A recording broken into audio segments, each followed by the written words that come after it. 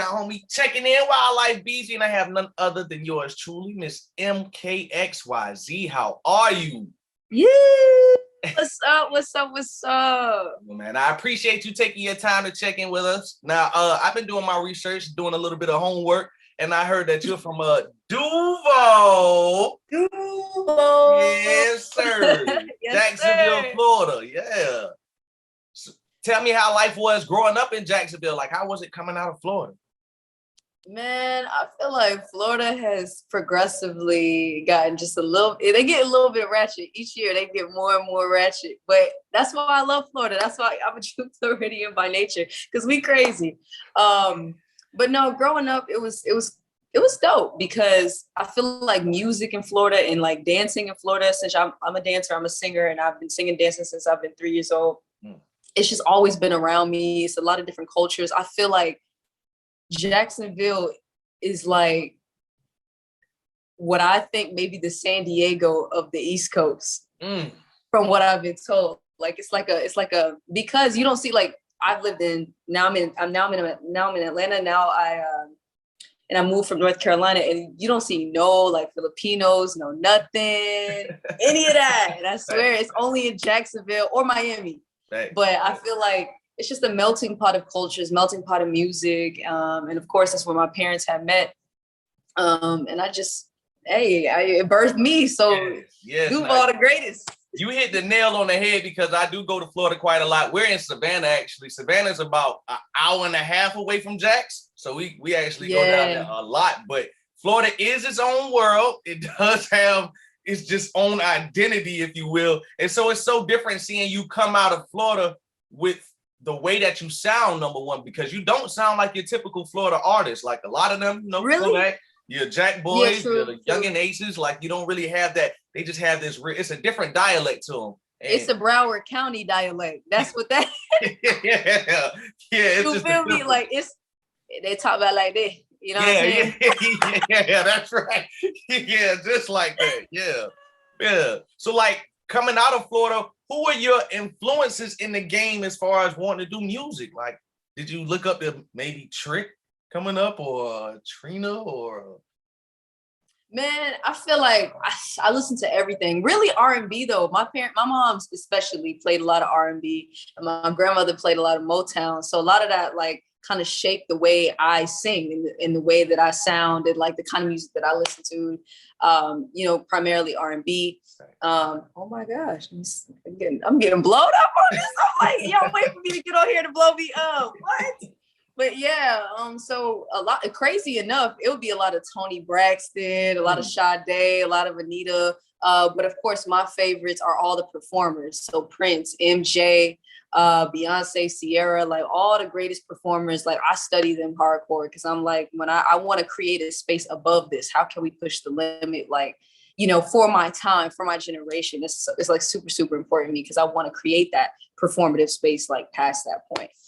I definitely understand that, because with you being a triple threat as a singer, the songwriter, the dancer, that's a true entertainer. And everybody that you named are great at entertaining, whether to be, especially for your live show. And then I guess it shouldn't be a surprise, because the artists that you named had R&B songs of substance. So when I listen to your music, I can hear a substance in it. It's a story. It's kicking off that Sweet Spot EP with Dennis Rodman. And I was listening to that. I was like, hey, only you can get away with saying it like that, because if we do that, it's gonna be like only me. I had to do it for the one time. You did it though. I'm like, yeah, that's a player anthem right there. If y'all didn't hear that just yet, go check out Dennis Rodman on that Sweet Spot EP. Big pimping. Going crazy. It is. That's the player anthem. So like your Sweet Spot EP, dope project. You had that single One Time off of it with Hitmaker. How was it like collaborating with Hitmaker for that process and coming up with that single? Yes. So crazy. I had spent my 21st birthday in the West Coast. I was in Vegas working with Hitmaker and PC, and of course all his people out that way. And it was my first time in Vegas too. So it was a turn up. Because 21, first time, like it was crazy. of course, I kept it PG, you know what I'm saying? I wasn't wilding out too hard. I was in there on some slight. I was like, you know what, let me go easy. Yeah. But no, we did a record called Pass that I released earlier as a single. And we did one time, we did like a whole bunch of songs like in my birthday week. And it was like just a whole vibe the whole time. Like it was just a lot of fun. And then of course, you know, in Vegas, nobody sleeps. So it was just round the clock, like, all right, we up, we out, you know, we just moving everything. And he likes to work like that. He's a very, very hard worker. Like that's one thing that I'll say, like, that's no cap. Like he's in there. He don't be playing. Like when he like be telling people, nah, like I stay in the studio, he really stays in the studio. Like I've never, like he'd be like, it'd be 5, 6 a.m. All right, let's get another one. That's hard. That's hard. And I'd be like, all right, because he, you know, he has the drive and he has the work ethic, the discipline, like all the way around. Like, love him. That's my big bro. So yeah, one time came from that, Pass It came from that, and ever since, yeah. That's crazy because when I heard one time, the very first time, it only took one time for it to grow me. I'm like, I like this song. Like this is now I can understand it with that vibe of Vegas out there. Like that's where it all came from. Like, what was the inspiration behind that? Was it something that you were going through at the time, or it's just how you were feeling? I was actually in a party vibe. Like I was like, I've always been like, I'm an emotional person. I'm sensitive. You feel me? Like, but at the end of the and it always gonna translate through my music. But I felt like in general, I just wanted groovy music. Like the whole like top to bottom, like Pass It was groovy, Pass It was a vibe, One Time was a vibe. Like even the whole Sweet Spot EP, like it's taking you through all these different emotions, but it's still very lighthearted, it's still very playful, but it's also like groovy. Like you can jam to everything, you can dance to everything. I like music for me. You already know if I'm gonna like it or if I'm gonna like just put it out there. If I'm dancing and I'm vibing to it, like right. That's my feet gotta move first. Yeah, it's gotta make you feel some kind of way. Good music always does. Like I would say, One Time is probably definitely on that song of the summer playlist of 2021. You got you on with that one. That's fire. Y'all hear it? That's fire for sure. So, through your processes of just creating music, songwriting, dancing, what was the age and around what happened for you to become discovered by Epic? Because you got a great team behind you now. So how did that develop? I mean, I know, right? Shout out to my team. It's really been crazy though. Like, cause were you born and raised in the South? Yes. So okay, so you know, like it's just crazy how things happen. Like, and it's because it's like so slow. It's to me like the South moves a lot slower than up north in the West Coast. And so it's like for me, it was just like, okay, I didn't think that it would happen so fast. Like I was in college, I was studying biochemistry on a completely different path, bro. On a completely different path. But I was putting out content like on Instagram and YouTube just all the time, just like, but it wasn't something like I was like, okay, I gotta wake up and do this. I'm on my grind. I gotta wake up and do this. Like I just had so much fun. Like in college, there's so many moments that happen for you where it's just like, hey, somebody record this real quick. Like, you know, it's like it's so fast that I just started to document everything that I was doing, and people were eating that up. Like, and I was like, y'all are really like, and then it just became a big fan base. Until at one point, it was going viral, and like artists were reaching out and reposting stuff. I mean, everybody you could think of that's like hot right now. Like I was doing, like, I remember I did a Meg Thee Stallion record and I was just freestyling off of it, dancing. And then she ended up like liking and commenting on the bottom. I was like, oh, like this became a thing till I put out a video of, it was me singing Smokey Robinson's song, Cruise. Cause I was home on a break or something like that. And then Tricky Stewart, my OG, he found me. He's like, yo, come to Atlanta, let's make some records.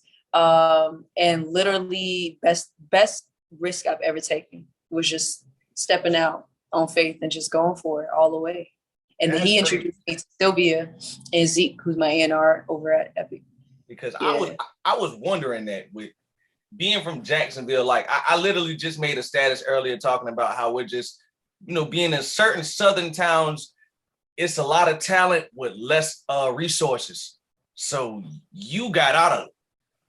Yeah, and the hunger's different. That's one thing I noticed. The hunger, like in everybody, I'm saying DJs, producers, writers, artists, the hunger is different. Like they gon' like, for some reason I noticed, and I don't know about you, but it's like if you down here, people gonna be like, I don't know about you, but I'm gonna take your spot. Like that's the energy we have versus like they all like, I know like even like when I look at the dance community in LA, like they a beast, but they grew up having the classes and the studios and the film studios and all this stuff to do that.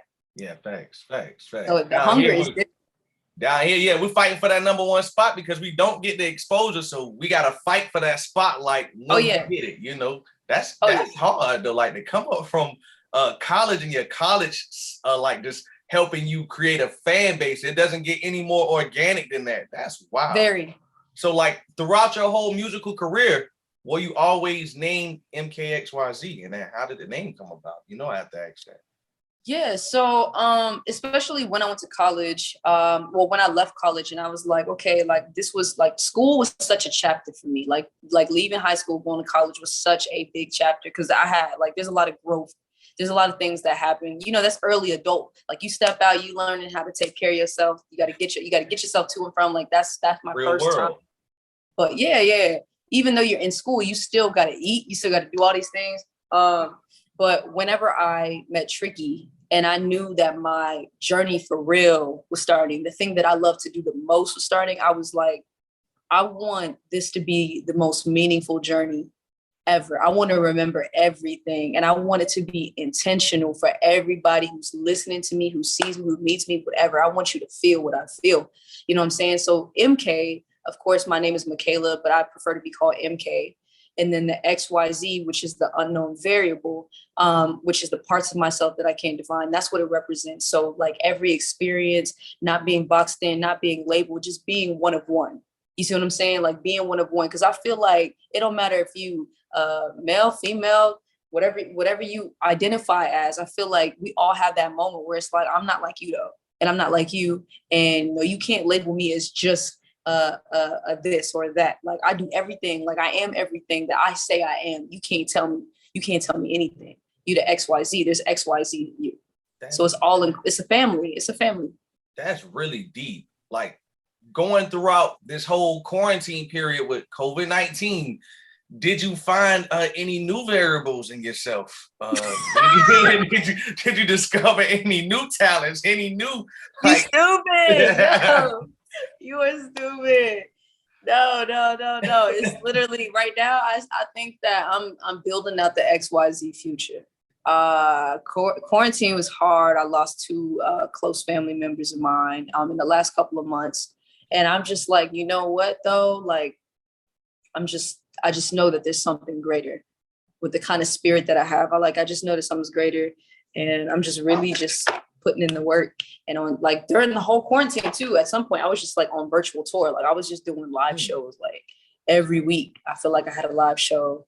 I had did BT, MTV, did a few festivals because everything went virtual. So I was just basically on virtual tour every week. So that was crazy, but it's been crazy for everybody.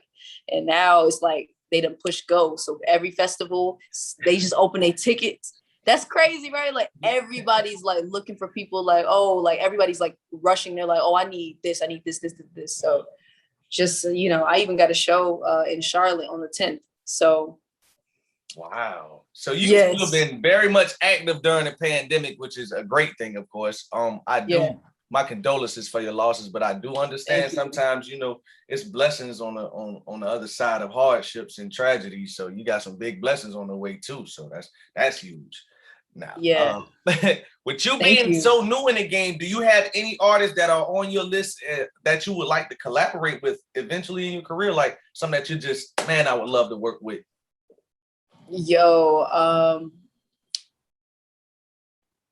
I'd love to work with my idol at some point. I want to collab. Anything. It don't even have to be music, but Queen, because she was just honored. She was just honored on BET Awards, but I really want to collab with her. I met her once, and that was like one of the best days of my life. But I love Meg. I love what Meg's doing. It's really, I have a long list. Chica's a new upcoming artist. I love what Coyle Ray is doing. I think Coyle Ray is like really, pushing out there. there's so many different artists. I want to do like I'm into international music, so on some J Balvin, Bad Bunny, but also like some K-pop, some Afro. There's this I don't even know how to pronounce his name, but he's an African artist, and he has this song called Soundgasm out. It's like there's so many just fire artists that like around the globe where I'm like, I literally just can't pick. I like that Because I know that we're gonna work. I just know like whoever I feel in my heart, like it's gonna be a thing. Like it's over with. That's hard because I usually hear artists name some of the same people, which kind of keeps them in this box. But you were going internationally, like worldwide, and you literally have the skill set that can take you there. So that's huge. And I was wondering if you were going to name any kind of the Latin artists, because being in Florida, that's one thing that I did notice. Like you have to incorporate some of the Latin artists in your music. I got to. It's only right. Yeah, that's huge. That's dope. Now, we got 4th of July coming up, big holiday. Any plans with the family? You just chilling, enjoying yourself? So, I might just be taking a break because I've literally been doing so much. But at the same time, July 4th marks my it's always my signage. When I sign my anniversary. So I don't even know what year. Maybe 3 or 4 years now. So I think 3. Honestly, it felt like I left college like yesterday. So it's been a process. I can understand. I graduated like 2018, the end of 2018, December, and it's been ever since this past. Yeah, on the go. But that's good though. Yeah, it's a blessing. I can't lie, because just the same way they picked you up, I got picked up on the radio, and my city blessed me, so I could get it. You see what I'm saying? And then you just don't even. Sometimes you be like, for real? Okay. I mean, let's show out. There. It's sink or swimming. We're not sinking. We're gonna keep swimming. So exactly, I love that. So before I let you go, I definitely want to know, because we're in Savannah, with you being so close from Duval, that's gonna give them some hope. We got a lot of independent artists down here. Like I mentioned, it's a lot of talent with not enough resources. Any advice as to how they can expose that talent or possibly get on the level that you've reached? Yeah. And I say this because my mom and I always have this conversation. Social media is free. It's free. We have access to it. And that's the leading thing. Technology is not going away. We're not going backwards. So I feel like you don't have to be on there I personally don't. I'm not the artist that feels like you have to kill yourself trying to get somewhere.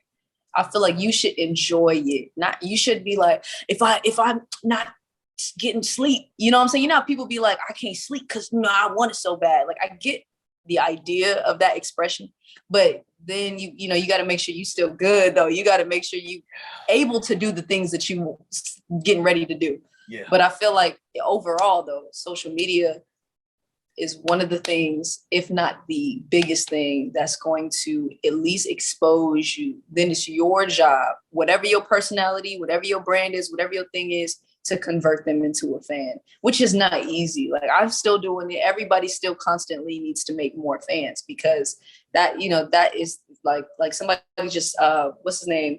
This guy named Ray Daniels, I follow him. He was just like, fans are earned, followers are just a click of a button, because, fans are a verb and it requires action. And so you literally just want to put up, even if it's like fly fits, YouTube content, whatever the case may be, like, it's a lot of work. And there's like, especially with me just losing people that I love, like that's hard.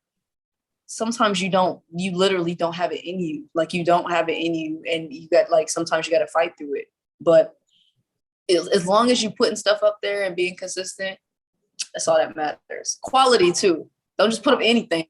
Don't I'm seeing some people be in the bathroom and they be little droplets in the toilet, but they didn't catch it, but they want to post it on TikTok and Instagram. And I be like, yo, like, you just got off that joint. You just got off that joint. You gonna post it on there? What you doing? You tripping? You tweaking? What are you doing? Put quality out there. Flush the toilet, y'all. Breeze, we got some real words right there from this MK XYZ, man. I appreciate you. Hopefully you take some jewels from that because she dropped a bunch of them. Before we go anywhere, I definitely got to let y'all know. Make sure that you go ahead, snatch that Sweet Spot EP on all digital platforms. Go check out that one-time video she in there do. Look, I can't dance, but you was breaking it down, and I can't. I was looking, I was like, oh, she got the move. Like, I can't mimic any of that. I'm not a TikTok dancer or none. I'm not good at any of that. But you did your thing in the video. Before I let you go, make sure you shout out all of your socials. Where can they come follow you? Oh, yeah. So all you guys, you can follow me on every social platform. It's MK XYZ, ITS MK XYZ. I appreciate you for sitting down and spreading some